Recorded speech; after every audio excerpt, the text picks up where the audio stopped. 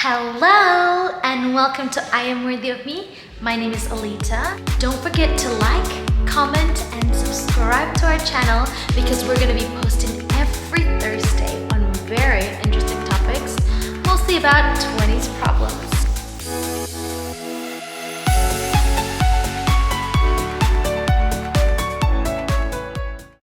Welcome to our 6th video. How crazy is that? Well, it's on our 6th video. As you can see from the title, today we're going to be talking about how to stop overthinking. I bet a lot of you can relate to this topic because I know a lot of people around me can relate to this topic. Even my sister calls herself a professional overthinker. I used to be a professional overthinker as well. It's been a year now and it's getting so much better. I'm able to control for how my mind works, to really just redeem myself. I feel like we tend to overthink things that are really important to us. Things that give us so much value, things that mean a lot to us. Mostly about appearances and about abilities. I guess that's why a lot of us really need that kind of validation from other people. And it makes us, perceive ourselves in certain ways what other people say. But that is so dangerous because people's opinions are very subjective, meaning it is influenced by people's experience, people's feelings, taste. I'm going to tell you the first step that helped me shift that mental state. The first step is, instead of thinking what could go wrong, what could go right? As I said before, what people say are influenced by their experience, their feelings, their backgrounds. What I'm about to tell you is super important. People are gonna make decisions for you on how you perceive yourself, on what you do next to take actions if you don't measure yourself. What I mean by measure yourself is measure your worth, measure where you stand, measure your level of tolerance. And you need to know yourself, where you stand in life. And you need to understand that measurements for yourself. Because if you don't understand, people are going to make decisions for you. And guess what? You're going to believe them just to find out it's not what you want or how you see yourself. Understanding where you are is very important because it will influence on how you react things to certain situations. And most importantly, on how you perceive yourself. Okay, I have a story. I used to have this friend and we used to be really close.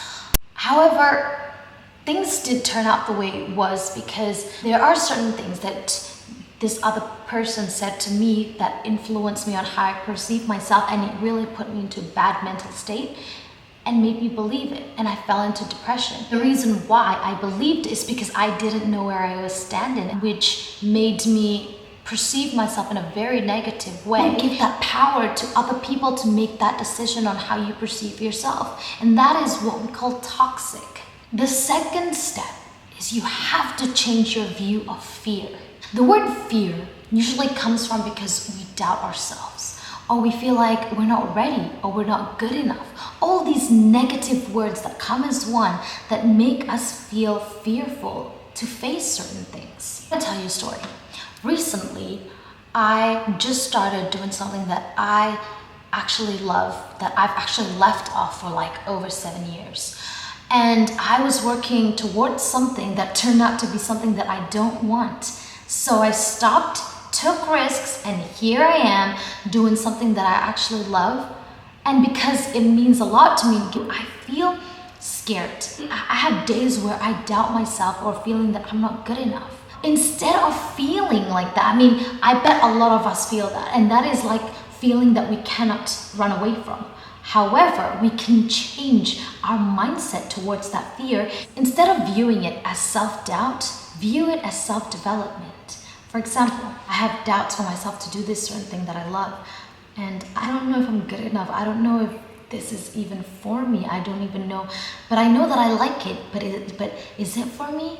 Will it make me successful? Instead of questioning that and creating that mindset in your head, you should shift it into saying, wow, I can do better than this. if I keep going, I'm going to continue to be better, meaning that you see this, this fearful feeling as a chance to develop yourself. So instead of focusing on self-doubt, focus on self-development, because there's always room for you. There's always room for you to improve every day in our lives. Even if we're a professional at something, there's always room for improvement. When people are fearful or they feel insecure, either they really put themselves down or they really big themselves up. Instead of facing fearful in making yourself small or bigging yourself up, change it to be humble. That there's always room for improvement, that you don't need to compare yourself with other people. Because I'm going to tell you this. Arrogance is walking into a room thinking you're better than everyone. Confidence is walking into a room and having the ability not to compare yourself with others. Third, be grateful. Be grateful that you realize that you've become your own worst self-critic. Meaning, you are aware of yourself, that you can improve more every single day, that you can be better than today, that there's always a chance tomorrow, and the past is history, and you can move on by that. By knowing that you always have room for improvement, and you know that you can be better than you are today. And that is a great pressure to put on yourself, because you are in constant seeking for room for improvement instead of bigging yourself up or putting yourself down. So be grateful that you have that awareness. The positive side to overthinking, once you've already shifted that mental state, is that overthinking gives you challenges to believe that you can do much better than you did today. And that is a great awareness. Not everybody have that ability of that awareness. Some people just feel, I think I'm good enough. It's where I think I'm already professional, I'm good enough. And last but not least, I want to remind you all, don't let the worst of you get the best of you. Thank you so much for listening, and I hope you guys enjoyed it. Much love and have a great weekend.